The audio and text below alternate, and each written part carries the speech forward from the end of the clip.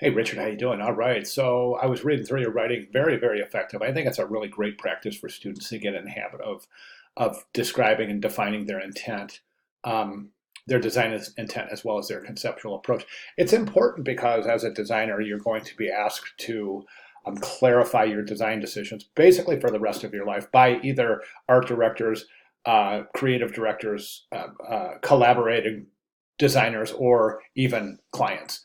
So it's a really good habit to get into practice of expeditiously defining and describing your intent and your conceptual approach in any associated assignment. Let's go ahead and jump right over to the ad.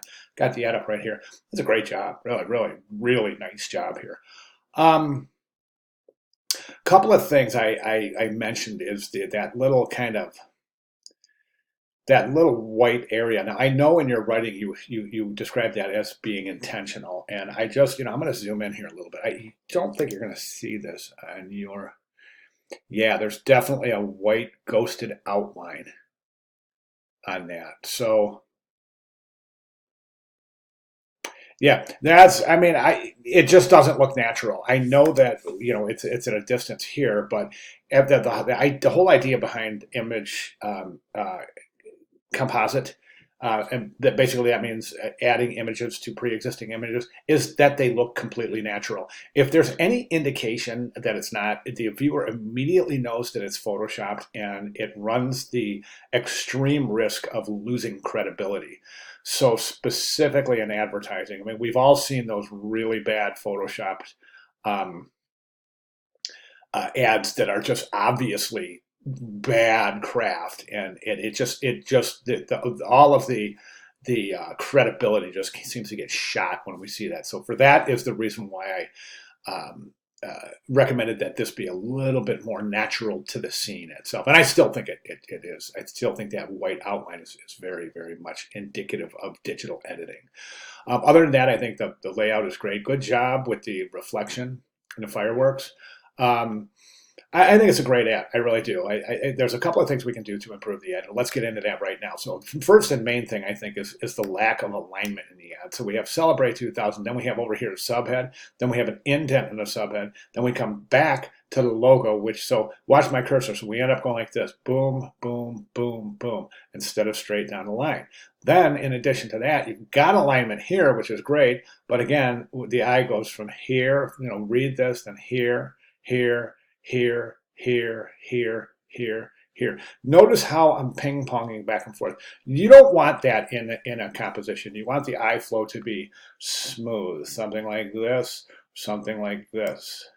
Okay, and we can do a couple of things here in that regard. So my recommendation is this. I agree the bottom of the ad is pretty busy, so that's going to be a difficult area for which to place any type. I think a better solution than the white semi-transparent box, which I think creates too much distraction to the ad. It's almost an anomaly.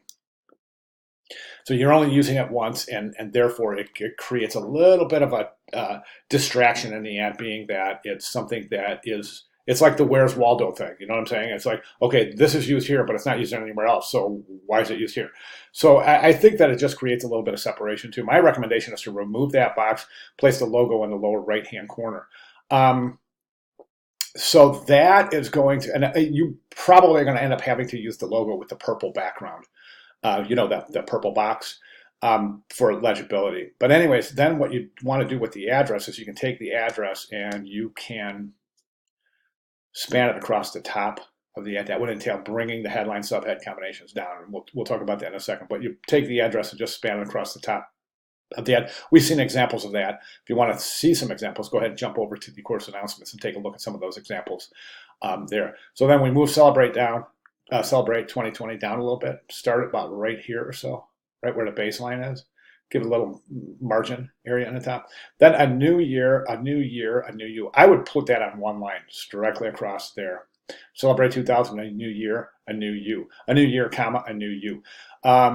see what you can do with the type and maintaining legibility. We're going to have to see what happens when you place that type over that busy background.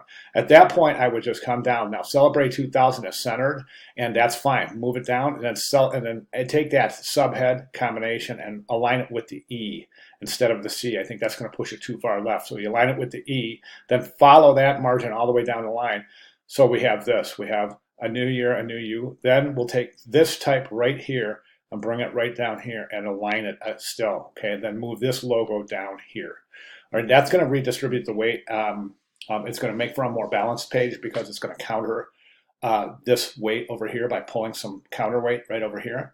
It's going to improve the page flow because the viewer will now look at the background image. Then they'll enter the ad and work right down the line until they kind of move over to our exit strategy with the logo right here. So instead of this kind of eye movement, we'll have this kind of eye movement. Can you see how that's superior? Okay, so those are my recommendations. If you have any questions, I think it's a fantastic start. Really nice looking at. But if you have any questions or comments, concerns, anything, let me know. I'll be glad to provide in that regard. All right, great start. Thank you very much.